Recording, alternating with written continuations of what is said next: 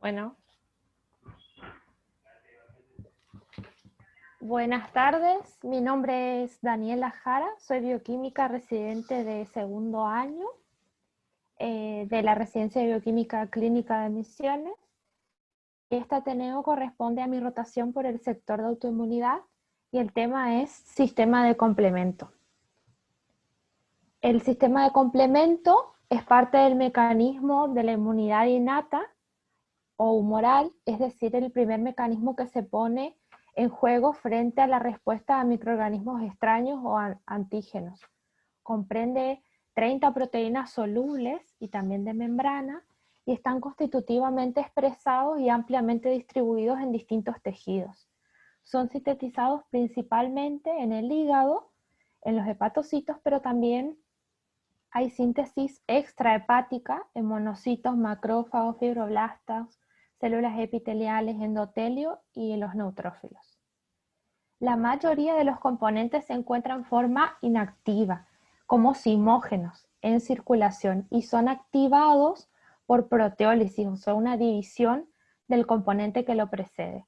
Los productos de esa activación se van a unir a la superficie microbianas o anticuerpos u otros antígenos, desencadenando una activación de la cascada que tiene un mecanismo amplificador y también tiene proteínas regulatorias. ¿Cómo se activa el complemento? Tiene tres vías: la vía clásica, la vía alterna y la vía de las lectinas. La vía clásica se activa a través de complejos inmunes, antígeno-anticuerpo, donde en su mayoría o principalmente está involucrada la IgM, en menor medida la IgG1 y la IgG3, y en mucho menor medida la IgG2, también células apoptóticas, y requieren también para su activación como cofactor al calcio y al magnesio.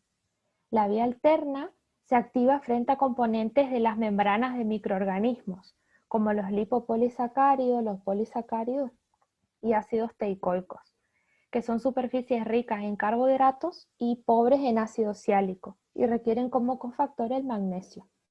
Y la vía de las lectinas se activa frente a hidratos de carbono de la pared bacteriana celular y requieren como cofactor el calcio.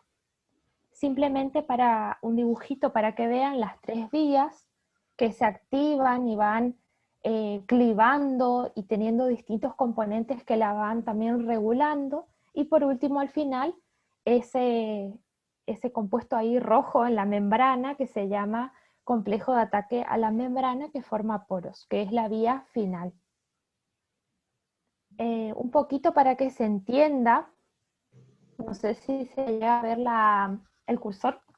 En la vía clásica, los inmunocomplejos y las células apoptóticas activan esta vía a través del C1R, C1Q y C1S, generando la proteólisis a C4A y C4B. El C4B tiene un punto de anclaje a la membrana. El C4B a su vez activa o por proteólisis al C2 en C2A y C2B. Este complejo de dos componentes va a ir y va a activar al C3 en C3A y C3B. Este C3B es muy importante en la opsonización, es decir, en la fagocitosis de microorganismos. Y después, este compuesto de C4B, C2B y C3B es muy importante en la respuesta inflamatoria aguda, contribuyendo a la quimiotaxis y anafilotoxina.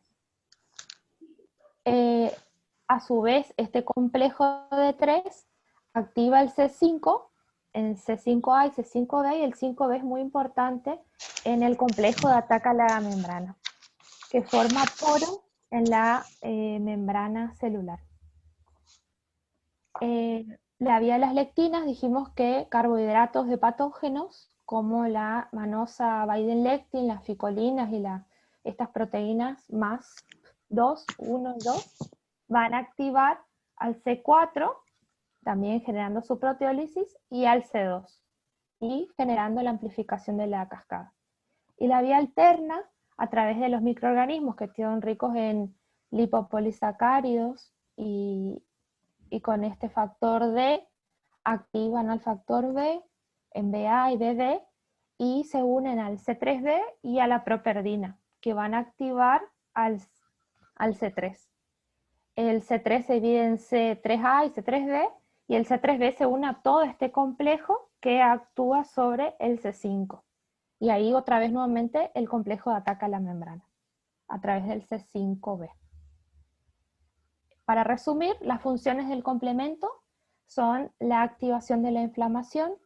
Vimos que son importantes en la quimiotaxis y anafilotoxinas a través de neutrófilos, monocitos, ¿sí? Estos son los componentes del C5A y el C3A, y las células tienen estos receptores. La depuración también de inmunocomplejos y células apoptóticas, ¿sí? Donde los lóbulos rojos son muy importantes en esta función, y ellos tienen estos receptores que pueden detectar estos componentes del complemento y van a ir hasta el vaso y el hígado, donde van a ser eliminados. También el complemento potencia la producción de anticuerpos específicos. Los linfocitos B son los generadores de anticuerpos específicos y tienen un BCR que, ayudados por otras inmunoglobulinas y CDs, potencian la producción de anticuerpos al detectar estos componentes. Y la opsonización a través de estos componentes del complemento C3B y la manosa Binding-Lectin generan la opsonización, y la citólisis, que es la formación de poros a través del ataque, el complejo ataca la membrana. Los mecanismos regulatorios, tenemos a las proteínas que están en azul, que son plasmáticas, y a las proteínas que están en amarillo, que son de membrana, que van a regular las distintas vías. El C1 inhibidor es el principal regulador de la vía clásica. Después tenemos el factor H, el factor I, el factor B, el factor D, la properdina, que regulan la vía alterna y la vía común, principalmente por la proteína S. Cuando el complemento se ve alterado, pueden producirse dos tipos de alteraciones, una hipercomplementemia o una hipocomplementemia. La hipercomplementemia es transitoria y es debido a reactantes de fase aguda positivos, o sea, cuando hay una reacción inflamatoria aguda en el organismo. Entonces van a aumentar distintos componentes del complemento, como ser la manosa Binding-Lectin, el C3, el C5, etc. La más importante es la alteración de hipocomplementemia, que pueden ser primarias o genéticas o secundarias o adquiridas. Las primarias o genéticas debemos sospechar cuando los pacientes tienen una clínica, por ejemplo, de un síndrome urémico hemolítico, pero atípico, o sea, sin la presencia de la toxina. O una glomerulopatía por C3, donde vemos el C3 bajo y el C4 normal, ¿sí? Este complemento C3 y C4 son séricos, ¿no es cierto? Y el angioedema episódico, por ejemplo, que se da cuando hay una deficiencia del C1 inhibidor, que vimos que era una de las proteínas reguladoras del sistema de complemento. También cuando hay enfermedades autoinmunes sistémicas, podemos sospechar que tenga una deficiencia o una alteración genética del complemento. O cuando hay infecciones recurrentes o severas, también. Siempre sospechar las causas primarias, pero las más comunes son las hipocomplementemias secundarias o adquiridas, que pueden ser por activación y consumo, y ahí tenemos a la anemia hemolítica autoinmune, tenemos también a las enfermedades por inmunocomplejos, donde tenemos al LES, ¿sí? a la enfermedad del suero, urticaria vasculitis hipocomplementémica, infecciones, glomerulonefritis postestreptocócica, la glomerulonefritis por C3, lipodistrofia parcial. Y después la otra secundaria es por disminución de su síntesis o aumento de su catabolismo, que se da en neonatos, anorexia nerviosa y malnutrición, cirrosis, falla hepática y síndrome nefrótico. Las más comunes, las que podemos ver cotidianamente en el laboratorio, son las hipocomplementemias por activación, o sea, son las secundarias, digamos, por activación y consumo, donde encontramos a la nefritis lúpica y a la glomerulonefritis postestreptocócica. La nefritis lúpica se da por depósitos masivos de inmunocomplejos que activaban, si se acuerdan, a la vía clásica. Y podemos ver en el laboratorio con una disminución marcada del C3 y del C4 sérico. Y la glomerulonefritis postestreptocócica es una glomerulopatía también por inmunocomplejos circulantes, y el estreptococo beta hemolítico de grupo A se une al C1Q, activando la vía clásica del complemento, y también este microorganismo se une a la properdina y activa el complemento por vía alterna. Lo vamos a ver en el laboratorio porque en su mayoría tiene C3 bajo y algunos pueden cursar con C4 bajo o con C4 normal. Un poquito más hablando de las complementemias, las hipocomplementemias hereditarias, las podemos clasificar teniendo en cuenta qué vía y qué componente de cada vía se encuentra en déficit, ya sea en cantidad o porque no funciona. Y bueno, la vía clásica, la alterna, las lectinas, o la vía terminal o común, que corresponde a la última parte, ¿no? A los receptores o a las proteínas reguladoras. Si ustedes ven a su izquierda, hay un cuadrito, un gráfico de tortas, en donde se puede ver que la deficiencia primaria en Latinoamérica, la más importante es por C1 inhibidor, la deficiencia o hereditaria hipocomplementémica más común. Aquí simplemente un cuadrito para que ustedes vean que los componentes de la vía clásica que pueden estar en déficit y cómo se heredan en forma autosómica recesiva, qué cromosoma afecta, qué función del complemento se ve alterada, cómo se realiza el diagnóstico, se puede ver en el cuadrito, y qué enfermedades asociadas puede acarrear, y bueno, cuándo se puede manifestar, si en la infancia, antes o no. La vía de las lectinas, los componentes que se ven afectados, cómo se heredan, qué función está alterada, cuáles son las enfermedades asociadas. La vía alterna, ¿sí? Como vimos, los factores, la properdina, cómo se heredan, qué función está alterada, cómo se hace el diagnóstico. La vía terminal, los reguladores, ¿sí? Donde yo les había dicho que el C1 inhibidor es el componente que se ve más frecuente, ¿sí? Un déficit, y que provoca el angioedema hereditario, ¿sí? Aquí hay un casito clínico para el que le interese después buscarlo y leerlo, de angioedema hereditario por déficit de inhibidor C1, ¿sí? Y la imagen del caso, ¿no? El edema localizado en las manos y el edema facial severo. El angioedema hereditario tiene distintas formas, ¿sí? Se puede presentar hereditario tipo 1 y tipo 2. El tipo 1, que es por un déficit en el nivel de C1 inhibidor en plasma, y el tipo 2, que es por un déficit funcional, o sea, la proteína reguladora está, pero no funciona. Y se hereda en forma autosómica dominante. Hay un tipo 3, que es excepcional, y hay un adquirido que es tipo 1 y tipo 2. El tipo 1, que es por aumento del consumo del C1 inhibidor, y el tipo 2, que hay un anticuerpo anti-C1 inhibidor. Y bueno, y se da, por ejemplo, en infecciones, o sea, por HIV, leucemias linfáticas, etc. Los receptores que pueden estar alterados, cómo se heredan, frente a una hipocomplementemia tipo hereditaria, ¿sí? Qué función se afecta y las enfermedades. Y bueno, en el laboratorio, ¿cómo hacemos para seguir a los pacientes o estudiarlos?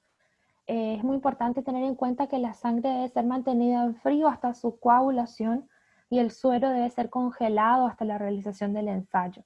Esto es una condición preanalítica muy importante y que por ahí muchas veces es muy difícil de cumplirla. Los ensayos de funcionalidad que se pueden hacer de la vía clásica es a través del CH50 y de la vía alterna el AH50. Y bueno, después también se hace la cuantificación de C3 y C4 para evidenciar el consumo, que eso se suele hacer en un equipo por turbidimetría, bueno, nosotros lo hacemos en el equipo de química, y después una vez que se identifica qué vía está alterada, que se hacen estudios más específicos para saber cuál es el componente específico que se encuentra deficiente. Y si sospechamos de una hipocomplementemia primaria o heredada, el estudio familiar. ¿Sí? El caso clínico que voy a presentar es una paciente femenina de 14 años de edad que ingresó el 25 de enero de este año, con un diagnóstico previo o un diagnóstico presuntivo de síndrome nefrótico, hematuria e hipocomplementemia de C3. ¿Sí? Como antecedentes personales había sufrido una ITU a los 12 años, sin otros antecedentes particulares, e ingresa con edemas y oliguria en miembros inferiores. En laboratorio podemos ver un hematocrito de 28, una hemoglobina de 9,3, es una anemia. Vemos glóbulos blancos de 10.150, plaquetas de 519.000, la eritro acelerada de 102, creatinina de 0,68, urea de 28, albúmina de 1,7. Bueno, el colesterol total 259, los triglicéridos 133, la PCR 0,1 normal, y la prueba de ASTO 575. Esto evidencia que la paciente en algún momento estuvo expuesta al streptolicinado. Y la orina completa, las proteínas 3 cruces, sangre 3 cruces y hematíes 10 por campo. El índice de proteinuria creatinina 14, cuando en pacientes pediátricos es hasta 0,2, y las serologías negativas para hepatitis toxo y citomegalovirus. Con respecto al estudio inmunológico que se le hizo a la paciente, el día 25 se le hizo C3, que dio un valor de 4, o sea, muy disminuido, y el C4 normal, de 11,2, o sea, tenía C3 bajo y C4 normal. El día 28 se le vuelve a hacer y nuevamente el C3 está bajo y el C4 normal. Se le hace un FAN, queda 1 en 40, patrón granular fino, DNA negativo, la indeterminado, ¿sí? Y bueno, y todas las otras determinaciones negativas. Después, los otros laboratorios nuevamente evidencian la función renal alterada, las proteínas, las cruces de proteínas, la sangre, los leucocitos, ¿sí? Entonces los médicos solicitan una biopsia renal para el día 10 del 2 del 2021 y se solicita estudio de las vías del complemento por sospecha de una glomerulopatía por C3. La glomerulopatía por C3 se sospecha, bueno, frente a la clínica y también porque tenía un C3 bajo y un C4 normal, ¿sí? En varias oportunidades.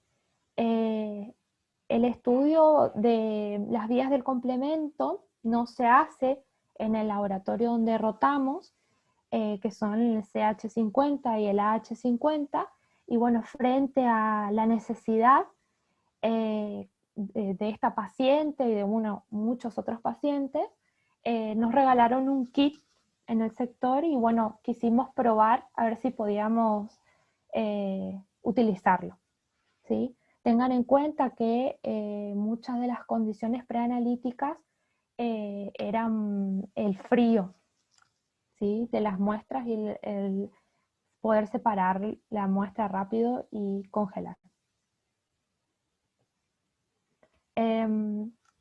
el resultado de la biopsia de nuestra paciente fue una glomerulopatía exudativa con patrón membrano proliferativo y esclerosis segmentaria y focal, y la inmunofluorescencia directa, depósitos de C3 y C4, inmunoglobulina G2 e IgM1. Y bueno, la sospecha frente al resultado de la biopsia tuvo como una doble sospecha, ¿no? Una glomerulonefritis postinfecciosa o una membrana proliferativa por C3, ¿sí? Y bueno, voy a hablar un poquito más acerca de la glomerulopatía por C3, que es una patología glomerular que está caracterizada por la acumulación de C3, pero poco o nada de otras inmunoglobulinas.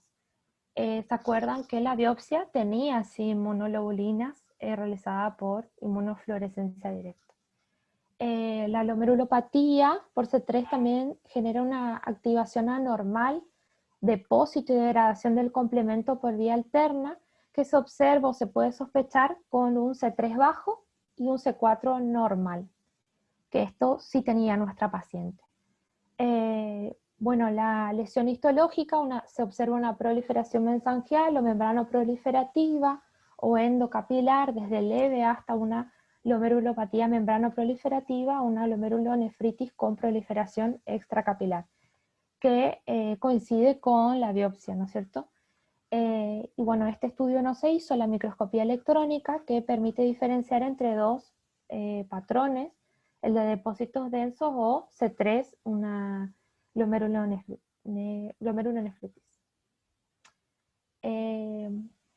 ¿Por qué se puede dar? ¿Qué causas puede producir esta glomerulopatía por C3? Bueno, la presencia de un anticuerpo que se denomina C3-NEF, un autoanticuerpo anti el factor H, que era una de las proteínas reguladoras, las mutaciones en C3 o mutaciones en el factor H también, ¿sí? Todo esto puede llevar a la glomerulopatía por C3.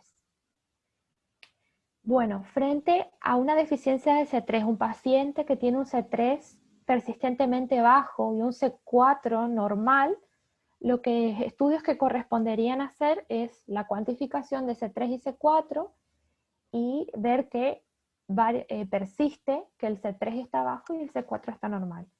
Las pruebas funcionales de CH50 y AH50, la detección de productos de degradación de C3 por inmunofijación usando una anti-C3C y una anti-C3D en plasma o suero como muestras.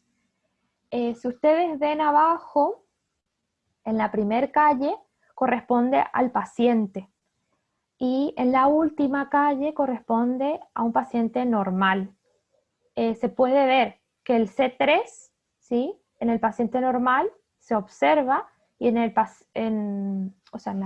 normal se observa C3 y en el paciente no se observa nada de C3, ¿sí? Hay un consumo del C3 porque está constantemente activada la vía. Después, el C3C, ¿sí? Que es un producto de degradación, en el paciente normal se ve más bajito y en el paciente que tiene la patología se ve más, se observa que tiene más alto ese producto de degradación, por lo que podemos decir que es un producto de degradación positivo por inmunofijación. También se mide los niveles séricos del factor H, del factor I y de la properdina, y también se va a medir la presencia del factor nefrítico utilizando una mezcla del plasma paciente en condiciones óptimas y el plasma normal. Y también podemos ver en la tercera calle y en la cuarta, la mezcla del paciente con el normal, uno a 4 grados centígrados y otro a 37 grados centígrados. Y se puede ver que en la que está a 37 grados centígrados, favorece la activación de la cascada y el consumo de C3, por lo que el C3 va a estar más bajo. Sí, perdón. el C3 está más bajo, el C3 sérico está más bajo, y en el que está a 4 grados centígrados está un poquito más alto, no se consumió tanto porque la vía todavía bajo esa temperatura no se encuentra activada del todo. Y el producto de degradación, ¿sí? Se ve aquí más bajo, el C3C se ve más bajo, y en el paciente a 37 grados se ve más alto. Esta imagen de estas dos corridas es un factor nefrítico positivo por inmunofijación. Si el paciente tiene C3 bajo y C4 normal durante varias determinaciones, pero ninguno de las otras determinaciones no tenemos factor nefrítico, no hay los valores del factor H, el factor I, la properdina están normales, no hay productos de degradación y las vías CH50 y H50 están normal, debemos estudiar a la familia. Bueno, aquí nomás para que sepan que hay pruebas que son funcionales para saber si las vías funcionan o no, que son el AH50, el AH50 y pruebas más cuantitativas que utilizan otro tipo de determinaciones como ser nefelometría, inmunodifusión radial, RIA o ELISA, y bueno, que son más específicas. ¿Cómo estudiamos a un paciente o cómo se estudia las vías del complemento? Primero a través del CH50, si este te da normal, se estudia el AH50. Si te da un normal, bueno, fijarse qué puede estar pasando porque evidentemente no es una deficiencia del complemento. Pero si el AH50 da con una actividad muy baja, sospechar el factor D, el factor B o la properdina que hay una deficiencia, ¿no es cierto? Y el H50, si esta prueba da alterada y el H50 da normal, deberíamos sospechar el C1Q, C1R, que son todos los que se encuentran en la vía clásica, ¿sí? O sea, los que mide o tienen que ver con la prueba funcional de CH50. Ahora, si las dos pruebas están alteradas, sospecharemos más de las vías finales, terminales, ¿sí? que confluyen en ambas. Bueno, el kit que nos regalaron para probar cómo funciona es el del CH50 para medir la actividad del complemento, y es una microplaca que se encuentra recubierta con una sustancia que es activadora del complemento. Entonces, una vez que se coloca la muestra, se activa la cascada de complemento hasta el C9. Luego, el C9 activado terminal se marca con un anticuerpo monoclonal contra ese epítope del C9, ¿sí? El marcador es un anticuerpo anti-inmunoglobulina G de ratón conjugado con peroxidasa. Luego se coloca un sustrato, una solución de parada, y se mide la intensidad del color, que sería proporcional a la activación de la actividad del complemento. Es un ELISA, lo único que cambia es que el anticuerpo es una anti-inmunoglobulina G que se une al epitopo de C9.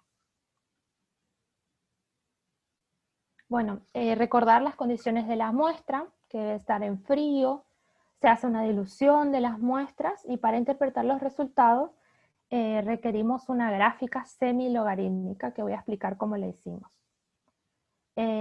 Yo junté muestras, 10 muestras que tenían C3 o C4 bajo o ambas, y bueno, el diagnóstico que tenían estos pacientes. Después colocamos en una placa los controles, ¿sí? Las 10 muestras con complemento bajo y 15 muestras con complemento normal. Hicimos toda la técnica de ELISA y se leyó las absorbancias en el espectro. esta tablita viene con el kit del reactivo, ¿sí? En donde podemos ver los calibradores, qué concentración le corresponde la absorbancia. Esta acá es mi calibrador 1, que le corresponde una concentración de 25 y una absorbancia entre 0,2 y 0,3, y que podemos ver que me dio bien, ¿sí? Bueno, y así, este es el calibrador 2, ¿sí? Que le dio 0, tiene que dar una absorbancia entre 0,800, el 3 y el 4, y los otros son controles, ¿sí? Y el resto muestras. Después se graficó las absorbancias en función de las concentraciones. La absorbancia que me dio el calibrador 1 le correspondió a una concentración de 25 y se marca. La absorbancia que me dio del calibrador 2 le correspondía una concentración de 50 y después se marca la línea, ¿sí?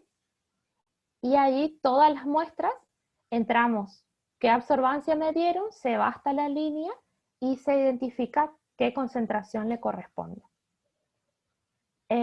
Y esto es lo que nos dio, ¿sí? Solamente dos muestras, la muestra 4 y la muestra 5, tuvieron un CH50 alterado. Las otras muestras, todas tenían valores de CH50 normales. Nosotros creemos que tiene que ver mucho la etapa preanalítica, que por ahí no se pudo cumplir con todas las condiciones porque las muestras muchas veces estaban siendo procesadas en la parte de química. Cuando estaba el valor de C3 y C4, recién yo podía mirar qué valor tenía de C3 y C4 y recoger la muestra y bueno, hasta que se congela, hasta que se lleva al freezer, pasó un tiempo, entonces muchas de ellas puede ser que no hayan podido cumplir con todas las condiciones que fueron necesarias para realizar esta prueba y que todo salga correctamente. Pero bueno, nos sirvió de experiencia y para poder ver si podíamos realizarlo o no en el sector. Y bueno, y ahora vamos a hacer un verdadero y falso para ver si estuvieron prestando atención.